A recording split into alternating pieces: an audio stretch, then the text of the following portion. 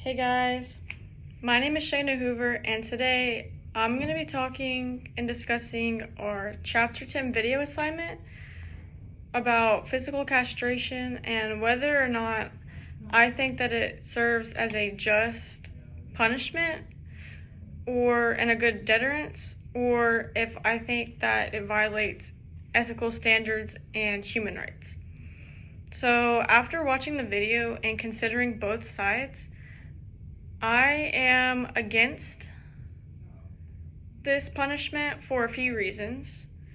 First, I think that it violates human rights. Two, I don't think it addresses the root cause. And there's a small chance of a wrongful conviction. And there's a few ethical concerns that come with this. And there could be issues with going back to wrongful conviction if this case can get away with it, other cases too. So first off, the video we had to watch was about a Louisiana case with a guy named Glenn Sullivan. And what happened was he raped a 14-year-old girl, and he was sentenced to 50 years in prison, as well as physical castration. And I think that since there was strong DNA evidence with this case, it showed that he was not innocent beyond a reasonable doubt, which is why that he had 50 years in prison and sentenced to physical castration. According to the video, it said that he was a long-time offender or career criminal, which pretty much means that he's been a criminal his whole life, and it mentioned that he had like an abusive past, that like he was violent and abusive, which I definitely believe, because it also mentioned in the video that he threatened the girl and her family that if she told anyone that he would kill her and her family. So I think he did this to show control and assert his dominance and make her scared so that he could keep getting away with it. So pretty much that's what happened in the video. But I'm gonna dive into the reasons why people would be for this, to show that like I looked at and considered both sides.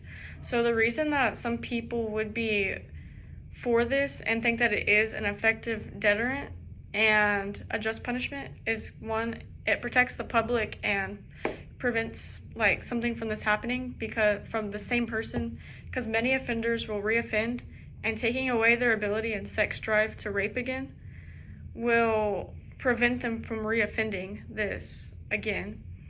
And I also see that it could be a deterrence to future criminals that are thinking about this or wanting to do this, showing that like, hey, if I do this and this is going to happen and I don't like that punishment, so I'm just not going to do it. I also think that it would also show community trust, that like the community takes these sexual crimes very seriously. But despite all of that, which some of it I do agree with, I am against it because, like I said, it violates human rights, because you're physically altering a person's body, which is cruel and unusual punishment, which is wrong in the Constitution. I don't really think it addresses the root cause, because like with crimes like this and stalking and that type of stuff, like these come from control and anger and like people's beliefs, not always their sex drive. And with physical castration, you're just taking away their sex drive, not their thought process on like doing it.